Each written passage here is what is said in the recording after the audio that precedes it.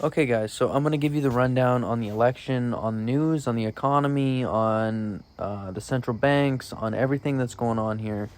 This is going to tell you, what's really going on in the world, what's going on in the United States, what's happening now. So this is really what's going on. The first thing I'm going to tell you about is the election. So basically, in the election, this is what's happening. This is what they do just about every time. They're on the same side as each other, guys. They're basically working together so that they get the guy with the most lobbying behind himself. The lobbying is coming from pretty much the biggest corporations in the United States, like Apple, Google. That's why you're seeing all this stuff with Apple, Google on the news. It's basically telling you what's going on with the stock market. And the stock market is basically a bunch of indexes that are owned by a certain collection of shareholders, and those shareholders get the most say. So, the lobbying is all behind Trump. Trump is the guy that's invested himself into these corporations. He's put a lot of money into this stuff. Kamala is more like a phony Hillary Clinton. She's like a ripoff of what Clinton was in the last election. And she's going to fall for Trump. So why is Trump going to win? Trump is going to win because he has made himself look bad. Basically, that's what's going on. Trump has made himself appear to be a criminal. He's made himself appear to be some sort of bad guy so that people think he's got the most gutless instinct behind himself, when really Kamala is the one that's a little more ruthless, but she doesn't make herself look as bad as Trump, which is really the key in the election. You have to make yourself look as bad as possible. That's really how you win the election. And Trump's doing a fantastic job at that. He's really, he's got that mugshot. He's got all that fucking bullshit behind him. He's a good guy for just about nothing. That's what he's made himself look out to be. So, yeah. So that's what's going to happen with the election. We all know Trump's going to win. What's going to happen with the gas prices? So basically, the gas prices, this is where it's come to, guys. The Bitcoin prices are giving you a hint of what's going to happen to the oil prices. The oil prices and the Bitcoin prices are very closely related. Why are they closely related? Because Bitcoin is like an offshore depository for what is being held in tax-free money. And oil is all tax-free money because it's farmed by the government. The government farms all the oil, and the oil is put away in barrels somewhere. It's put away in like the shipping containers, and in these shipping containers the oil just sits there. It doesn't go anywhere. Nothing happens. It just waits and waits, and then once they want to raise the prices, lower the prices, they sell all the oil, they stock more of it up, and they just control the price that way.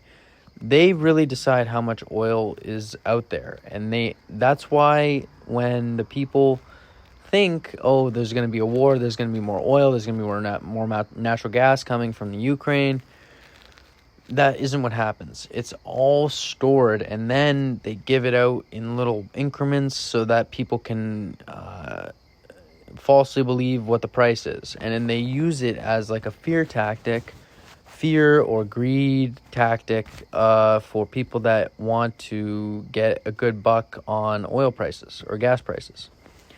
Right? So that's basically what's going on with the oil. Sorry, pardon me. I had to have a little sip of water there. So, yeah, that's what's going to go on with the oil prices.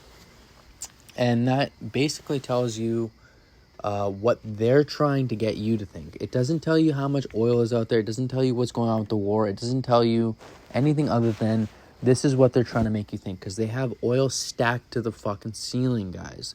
They have oil stacked to the fucking ceiling. And they're not telling everyone that. And it really bothers me that they're not telling people how much oil they have out there. It's basically a renewable resource, oil. It's basically a renewable resource. There's almost unlimited oil on the planet. It it regenerates from magma. That's basically how oil is created. It's like the surface tension from magma, and as you know, the core of the earth is basically always being pushed. It's always being pressurized, and when it's pressurized, then the oil kind of pushes up through the cracks, and then the oil is released. So that's basically what's going to happen with the oil, with the gas prices. The gas prices are going to be controlled in whichever way they want you to think. So don't let them push you around. Don't let them tell you what's going to happen with the oil prices, with the gas prices. It's all some kind of tactic by the government to make you think what is going to happen here. So that's what's going to happen with the gas prices. They're going to probably try and lower them a little bit with the election, and then they'll probably fake people out about a year into the new presidency. So that's basically what's going to happen with that. And then the economy. So this is the main thing with the economy is the mortgage rates. So what's controlling the mortgage rates is the level of prosperity in the people's pockets. So how much money are people spending? How much money are people saving? If people are saving more money than they're spending, then the mortgage rates go down. If people are spending more than they're saving, then the mortgage rates go up. If they have more money, then the mortgage rates keep going down. It's very simple. And that's basically what happened with the coronavirus, guys. They told everyone, stay in your house, pay your mortgage, shut the fuck up, and do what you have to do so that you can pay your fucking mortgage rate.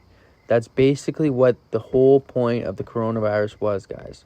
That's basically what they were trying to tell people. And after they did that, they were waiting until everyone forgot about everything.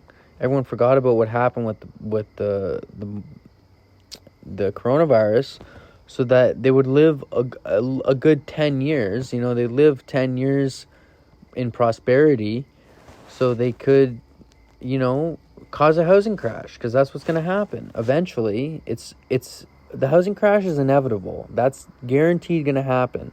It's just a matter of time. And a lot of landlords out there, they don't want the housing crash to happen, because if the housing crash happens, then they lose their tenants, and then they lose their properties, and then they lose all their money. It's very simple. So that's basically what's going on with the mortgage rates. And once you get that, the mortgage rates are basically everything that controls the economy. You understand why the inflation is going in a certain direction, and why they're printing so much money that they need so that people have enough money to pay their mortgage rates. It's basically everything that's going on with the economy, guys. So that's basically what happens there. And I don't want to alarm anyone here, but they're trying to scare people out there. They're trying to make people, understand that they have to save money. They have to save money for buying a house, and they have to understand that the money that they buy for a house is going to come back to them if they ever sell their house. And that's the thing. You have to live below your means, guys. You have to live below your means in order to have those kinds of things. And once you have those kinds of things, then you can start to spend money on other things, and then you can start to buy things that aren't really, necessary.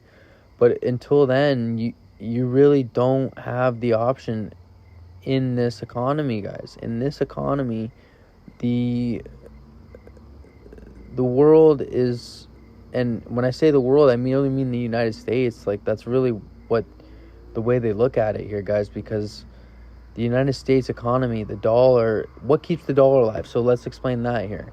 What keeps the dollar alive? It's the fact that they don't print money anymore. They don't print money anymore in the States. They keep the money in reserves. It's called the Federal Reserve, guys.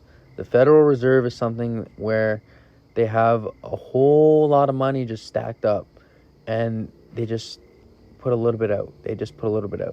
That's not like other countries. Other countries, they print money all the time. They print money all the time just to keep up with the amount of demand that people have for buying and spending. And this is really scary stuff, guys. I know this is a lot to take in, but this is really what's going on with the world, man. This is really what's going on with how the economy is affecting people's habits and people's lifestyles and people's spirituality and their culture and everything that's important to them. That's what you got to get away from, guys. And that's really just a distraction from what is something that you need to understand is just a necessary part of life, is the economy. It's not everything.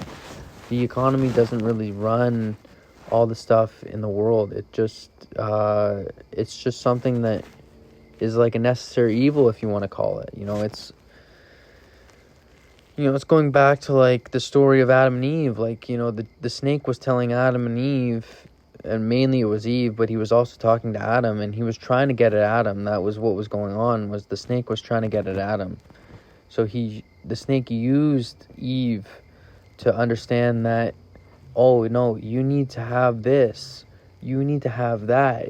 That's the message from the apple on the tree, guys. You don't need to have that stuff. When you have your family, and when you have love, and when you have things that are really important to you, you don't need that stuff. And that was the message from God in Genesis. That was really what he was trying to get at with that story.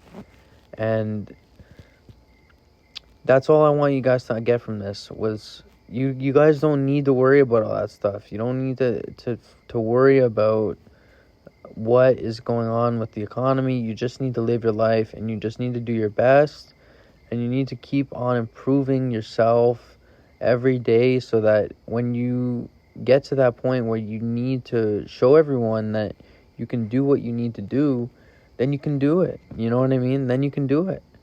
It's that simple, guys. So I didn't really mean to scare you with the economy. I didn't mean to scare you with the Donald Trump stuff and with the gas prices and the oil. That's just something that is just like a necessary part of it's not even necessary. It's an ignorant part of the plan that the universe has for everyone. It's just ignorance to what's important. That's all it is. That's all it is, guys.